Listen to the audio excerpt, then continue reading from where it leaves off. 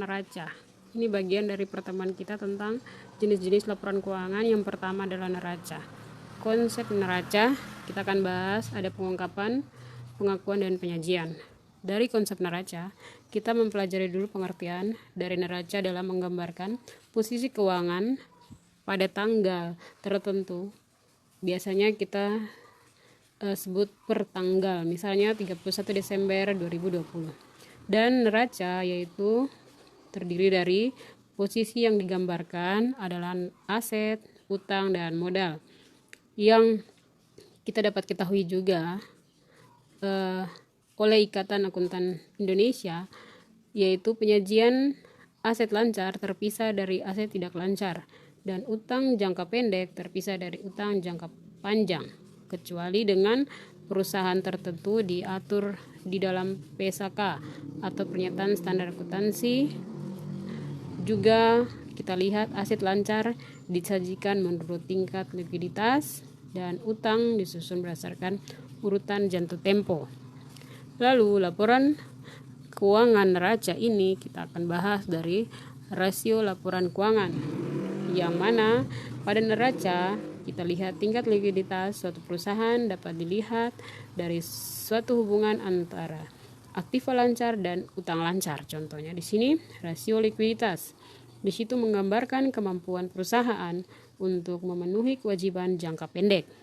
Jadi, kalau untuk rasio laporan keuangan, pastilah yang mengontrak analisis laporan kinerja laporan keuangan atau kinerja keuangan itu sudah bisa melihat indikator yang sering digunakan untuk mengukur jangka pendek, yaitu biasanya pada rasio-rasio berikut. Contohnya current ratio, cash ratio, quick ratio, NPM, seperti itu. Lalu kita masuk pada manfaat dari neraca.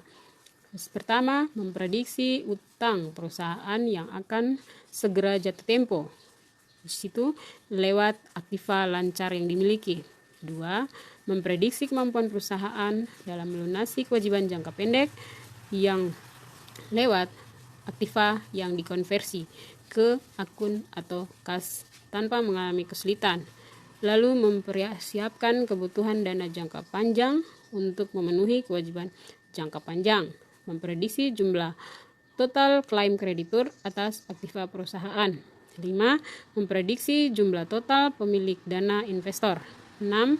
Memperoleh gambaran mengenai besarnya posisi aktiva tetap terhadap total aktiva. 7. Memperoleh gambaran mengenai jumlah total kewajiban dengan total aktiva. Lalu kita masuk pada keterbatasan neraca. Neraca harus dapat secara memadai dan akurat di sini mengetahui keadaan pasifa perusahaan, yaitu ada utang, liabilitas, dan modal. Lalu kecenderungan untuk tidak melihat efek dari inflasi. Jadi keterbatasan yang bisa diketahui dari neraca dan tidak mengungkapkan seluruh aktiva dan kewajiban perusahaan. Lalu kurangnya memiliki daya banding. Itu bagian dari keterbatasan neraca. Dan kita akan membahas lagi tentang daftar neraca, di mana dari laporan keuangan neraca itu kita lihat persamaan dari akuntansi. Ada aset atau aktiva sama dengan utang atau liabilitas ditambah dengan modal atau equity atau ekuitas. Dengan persamaan ini kita akan melihat beberapa pengertian dari daftar neraca, yaitu pada akun aktiva. Nanti contoh-contoh akun akan dibahas pada sesi berikutnya. Kita bahas di sini adalah pengertian dari aktiva adalah manfaat ekonomi yang mungkin terjadi di masa depan yang diperoleh atau dikendalikan oleh entitas atau transaksi di masa lalu. Lalu kita pelajari lagi situ ada utang dan atau liabilitas adalah pengorbanan atas manfaat ekonomi yang mungkin terjadi di masa depan yang timbul dari kewajiban entitas atau perusahaan pada saat ini untuk menyerahkan aktiva atau memberikan jasa kepada entitas bisnis di masa depan sebagai hasil dari peristiwa di masa lalu. Itu bagian dari utang atau liabilitas. Lalu modal. Yang berikut adalah modal atau equity atau ekuitas adalah kepemilikan atau kepentingan residu dalam aktiva entitas yang masih tersisa setelah dikurangi dengan kewajiban.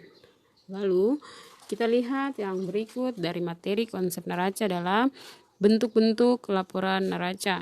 Di sini bentuk-bentuk laporan neraca ketika menyajikan neraca atau laporan posisi keuangan akan mengklarifikasi aktiva dan utang dapat bervariasi.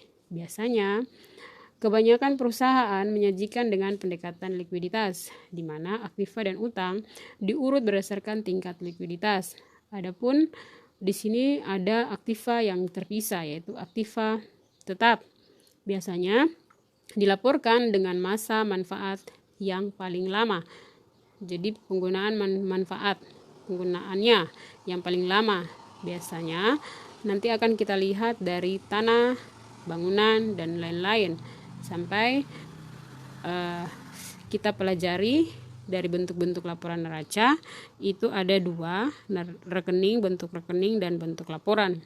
Bentuk rekening itu adalah laporan neraca yang dilaporkan dalam dua sisi, yaitu sisi kanan yang di dalamnya adalah pasiva. Pasiva itu ada modal dan modal atau ekuitas, kewajiban. Sedangkan sisi kiri itu aktiva dari persamaan akuntansi yang tadi ya. Lalu ada sisi atau bentuk berikutnya, bentuk yang berikutnya adalah laporan neraca yang dibuat secara berurutan mulai dari aktiva, utang, dan kewajiban. Utang atau kewajiban dan modal. Di sini di laporan. Jadi dari bentuk-bentuk laporan keuangan di neraca yang disusun ke bawah itu lebih memudahkan dipakai atau digunakan jika yang mana akun dalam perusahaan itu banyak.